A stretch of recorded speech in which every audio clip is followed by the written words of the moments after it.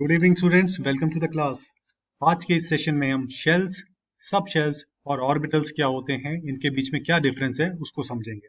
चलिए आगे बढ़ते हैं। सबसे पहले एटम को विजुलाइज कर लेते हैं। एटम में न्यूक्लियस होता है जो कि सेंटर में है, पॉजिटिवली चार्ज होता है प्रोटॉन की वजह से, और इलेक्ट्रॉन्स न्यूक्लियस के अराउंड रिवॉल्व करते हैं। इलेक्ट्रॉन एक नेगेटिवली चार्ज पार्टिकल है।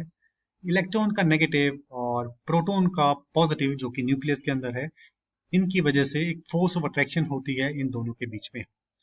अगर मैं इलेक्ट्रॉन को, जो कि अगर एक इनर सर्कल में है, उधर से मैं दूसरे आउटर सर्कल में लेके जाना चाहूँ तो मुझे वर्क डन करना पड़ेगा, मुझे एनर्जी लगानी पड़ेगी इस फोर्स ऑफ अट्रैक्शन को ओवरकम करने के लिए।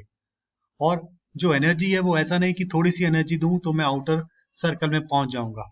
ये जो एनर्जी है, एक मिनिमम एनर्जी मुझे देनी पड़ेगी, डिस्क्रीट एनर्जी मुझे देनी पड़ेगी। जैसे मान लेते हैं एक स्टेयर केस है, आप जब तक एक अपना दूसरा पैर या दूसरा फुट सर्टेन हाइट तक नहीं लेके जाते, आप स्टेयर केस के दूसरे स्टेप पे नहीं पहुंचेंगे।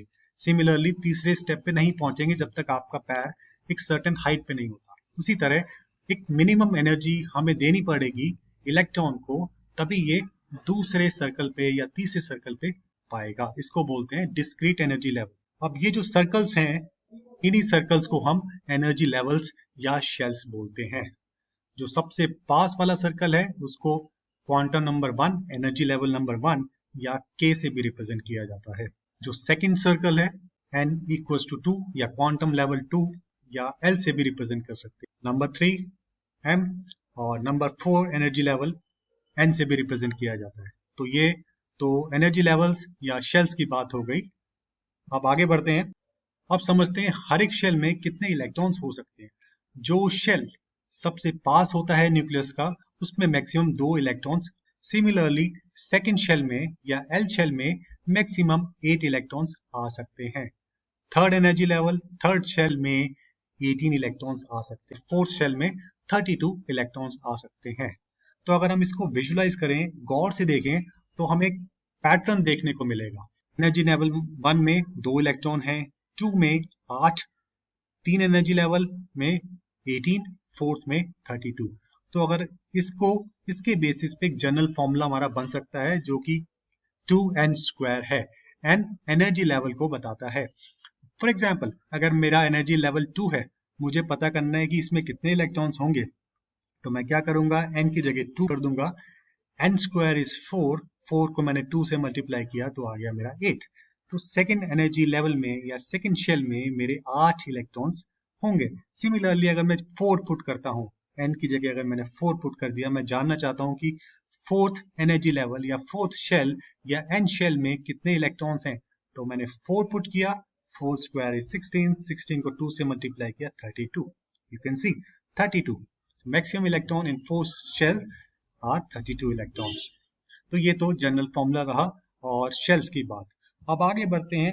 With in shells we see sub shells. Shells के अंदर जो जगह होती है उसको सब शेल्स बोलते हैं। जो फर्स्ट शेल है उसमें हमें एक सब शेल देखने को मिलेगा और उसको बोलते हैं S sub shell. Second energy level, second shell में हमें 2 सब शेल्स देखने को मिलते हैं, S and P. Third energy level में हमें 3 सब शेल्स देखने को मिलते हैं, S P D. Similarly fourth shell में, फोर्थ एनर्जी लेवल में हमें 4 सब शेल्स देखने को मिलते हैं, एस पी डी एफ। अब आप पैटर्न पे गौर कीजिए। नंबर 1 शेल, एक sub shell. Number 2 energy level, 2 sub shells. Number 3 energy level, 3 sub shells. Number 4 energy levels, 4 sub shells. अब इसको डायग्रामेटिकली कैसे बनाया जाए वो भी समझते हैं। अब ये क्या किया, देखिए, ये एक पूरा एटम का स्ट्रक्चर है और ये शेल्स मैंने रिप्रेजेंट किए के एल एम। अब इसको मैंने मैग्नीफाई कर दिया, तो एक सेक्टर ले लिया, इतना हिस्सा ले लिया ताकि हमें समझने में आसानी हो। ये एक सेक्टर लिया मैंने जिसको हमने मैग्नीफाई कर दिया, बड़ा कर दिया।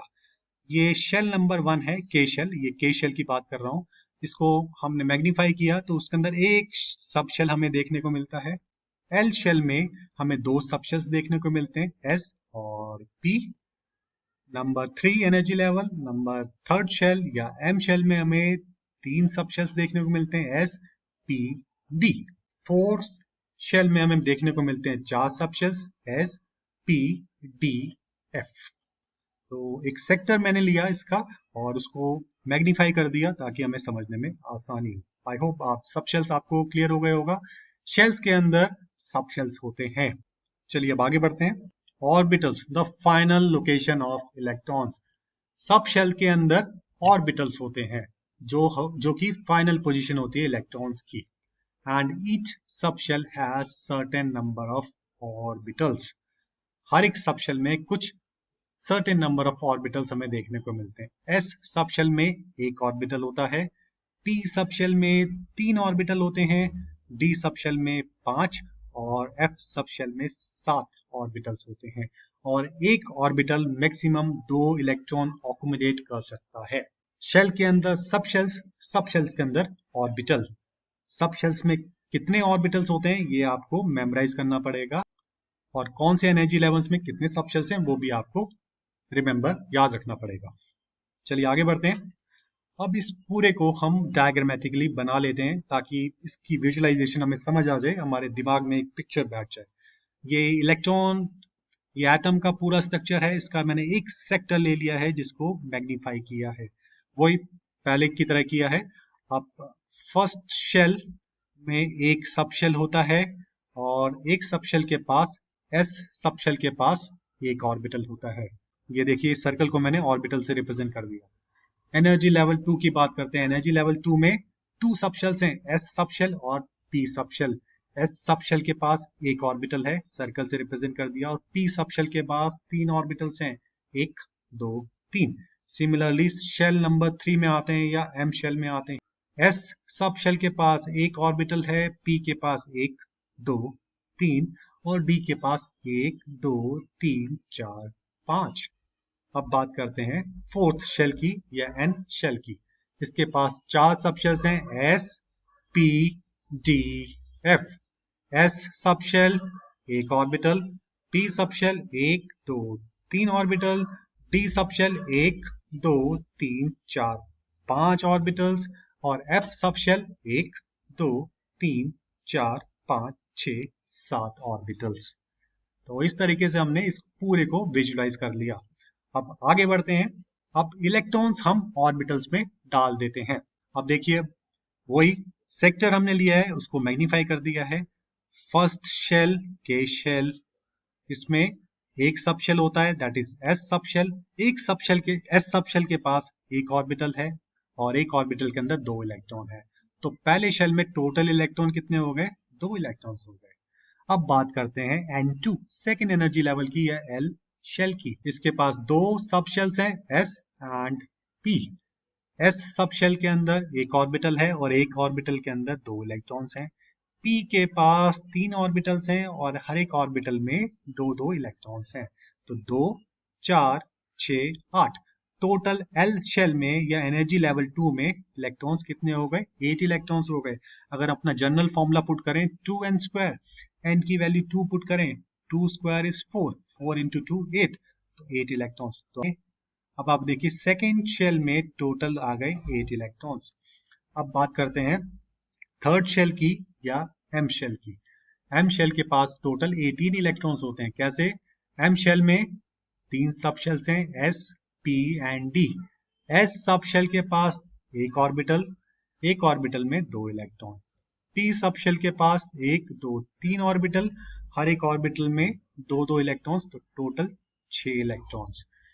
डी सब शेल में 1 2 3 4 5 ऑर्बिटल्स और हर एक ऑर्बिटल के पास 2 electrons, 10 electron D sub shell में, 6 इलेक्ट्रॉन्स पी सब शेल में और 2 इलेक्ट्रॉन्स एस सब शेल्स में। टोटल ऐड करेंगे 18 इलेक्ट्रॉन्स। जनरल फॉर्मूला पुट करेंगे, n की वैल्यू 3 पुट करेंगे, 3 into 3 9, 9 into 18। फोर्थ शेल की बात करते हैं या एन शेल की बात करते हैं। Fourth energy level 4 sub shells. देखिए जो एनर्जी लेवल होगा उतने सब शेल्स होंगे। एनर्जी लेवल 3 है, 3 सब शेल्स हैं, 2 है, 2 सब शेल्स हैं। एनर्जी लेवल 4 है तो 4 sub shells, S P D F. S sub shell के पास एक ऑर्बिटल है, एक ऑर्बिटल में 2 इलेक्ट्रॉन है। पी के पास 3 ऑर्बिटल्स हैं, 3 ऑर्बिटल में 2 4 टोटल 6 इलेक्ट्रॉन्स हैं। उसी तरह डी सब शेल के पास 5 ऑर्बिटल्स हैं और टोटल 10 इलेक्ट्रॉन्स हैं। एफ सब शेल के पास 7 ऑर्बिटल्स हैं, हर एक में 2-2 इलेक्ट्रॉन्स हैं, total 14 electrons. 14 plus 10 24, 24 plus 6 30, 30 plus 2 32। Energy level 4 में 32 इलेक्ट्रॉन्स आ जाते हैं इस तरीके से। अगर आप जनरल फॉर्मूला यूज करेंगे 2n², n की वैल्यू 4 पुट करेंगे तो 4 इंटू 4 16 इंटू 2 32 सेम आ जाएगा। तो इस तरीके से हमने पूरा विजुलाइज कर लिया। शेल्स के अंदर सब शेल्स के अंदर orbitals. So I hope students इतना क्लियर हो गया होगा आपको। अब इसको हम समराइज कर लेते हैं। Shell is the outside part around the nucleus. Shell जो है एक आउटसाइड पार्ट है अराउंड द न्यूक्लियस, जिसको हम एनर्जी लेवल भी बोलते हैं। It requires energy to pull an electron away from the nucleus. अगर आपको इलेक्ट्रॉन को न्यूक्लियस से दूर लेके जाना है तो इसमें एनर्जी लगती है, वर्क डन होता है। The outer shell has more energy than the inner shell.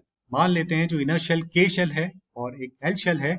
L shell के अंदर जो इलेक्ट्रॉन होगा उसके पास ज्यादा एनर्जी होगी के शेल के इलेक्ट्रॉन के मुकाबले। Energy shells are numbered as 1 2 3 and so on, और इनको रिप्रेजेंट किया जाता है अल्फाबेट से KLMN।